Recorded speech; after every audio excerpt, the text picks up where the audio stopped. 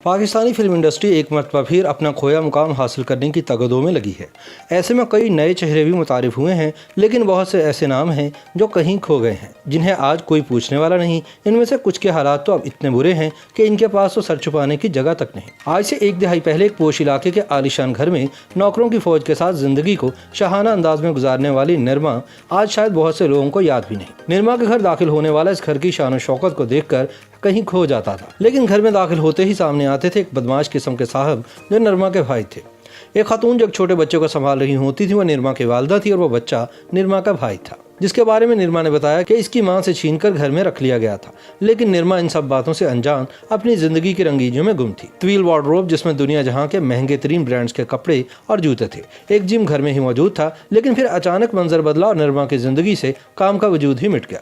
Directors ने काम देना छोड़ा तो सगे भाई ने घर पर कब्जा कर लिया। जराये के मुताबिक आजकल निरमा किराए के एक फ्लैट में रिहाइश पजीर है और काम मांगने पर भी नहीं मिल रहा। इनके कुछ नफ्सियाती मसाइल भी चल रहे हैं। बॉलीवुड का एक और नाम लैला भी गुज़िश्ता कुछ अरसे से स्क्रीन से गायब है। वो 2 साल पहले तक स्क्रीन पर आई तो स्कैंडल और इल्जामात की जद में एक खबर फैली कि अदाकारा मीरा के भाई से फिल्म स्टार लैला की मंगनी हो गई है और एक मॉर्निंग शो में इन दोनों ने मिलकर खूब रौनक भी लगाई। लेकिन हकीकत इसके बरक्स थी। अदाकारा लैला को नशे की आदत ने इस हद तक घेरे में ले लिया था कि वो मॉर्निंग शोज में भी इसी हाल में आ जाती थी और 2 बार इन्हें प्रोग्राम में शामिल किए बगैर ही स्टूडियो से वापस होटल भेज दिया गया। लैला ने मीरा पर ये इल्जाम भी लगाया कि वो मेरे 35 लाख रुपए लेकर भाग गई। आज से 8 साल पहले उन्होंने अपनी सालगिरह के मौके पर अदाकारा रेशम पर यह इल्जाम लगाया कि वो मेरी जान की दुश्मन है।